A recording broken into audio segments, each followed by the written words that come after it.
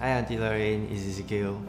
As you know that we are doing a project to interview pioneers in the church, so I would actually like to interview you to hear about your story. So for those people who actually don't know you, can you give a brief introduction about yourself? Okay, I'm Lorrine. My husband is Patrick, and my son is Matthew. He's 11 this year. My parents are also worshiping in this church in the Chinese ministry.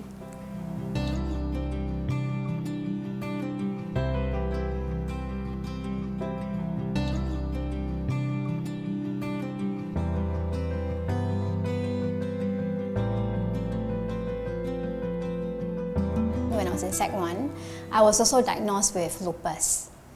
Okay, lupus is actually an autoimmune disease. To put it in layman terms, basically your good cells in the body cannot differentiate what are the bad cells and what are the good cells. I literally lost my identity, I lost my significance, I didn't know what I was good at, so it was very difficult.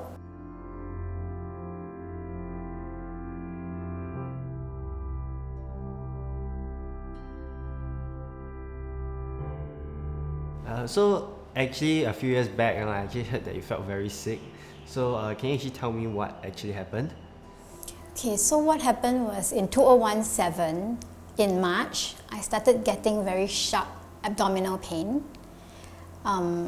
Initially, the doctor thought that it was pancreatitis, okay, which was related to my illness, lupus, but that wasn't it, because after that, when they treated it like lupus, I was okay for a while, and one day when I was preparing to go to work, and suddenly I just felt this very, very sharp pain, and I was rushed to the hospital, A&E. So what they found out was my ulcer perforated. There was a 1.5 cm hole in my stomach.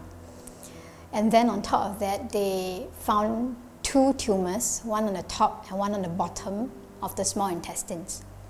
They took the samples for biopsy, and it came back positive for stage 4 lymphoma, so it was malignant. That's how I found out that I had cancer.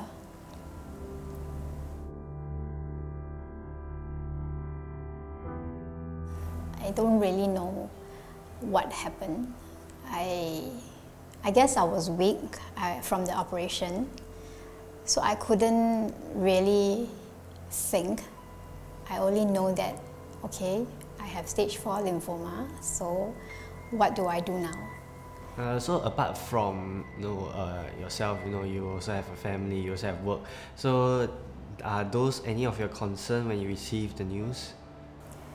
Okay, I think the one thing that I was very, very worried about is my son. Because he's the youngest one. My husband is old enough and my parents are old enough to take care of themselves, but my son is very, very close to me. The only thing that I was scared, that I feared, was what would happen to my son if I die.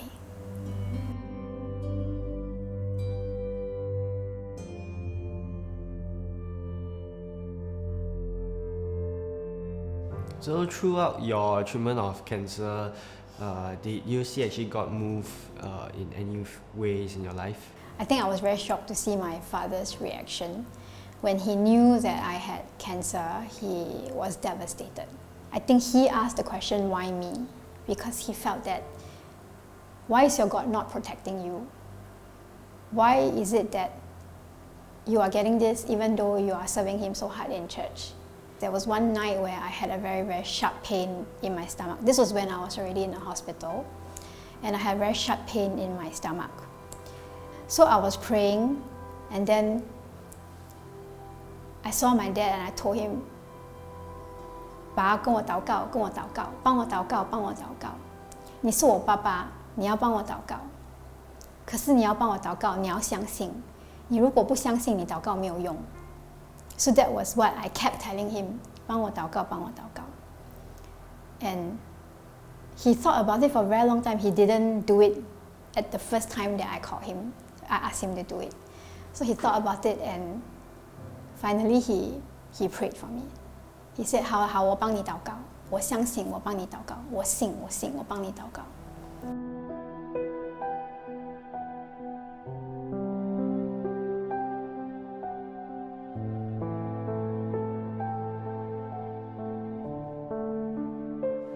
So what does it mean to build the church? When I decided to make this church my church, I have also made the decision to build this church. This is a church where I found my family, and this family has more than shown me how much they love me, especially during the whole cancer period. They were all behind the scene, but they were all praying for me, and seriously, I had peace because I know that there are so many people who are interceding for me. That's the love that I have felt from them, and I would want to show the same love to all these sisters and brothers in this church. Yeah, so I want to grow old together with the people in this church, and I want to build the church together with them. I want to see our children building the church together as well, and I want my son to have that pioneering spirit as well.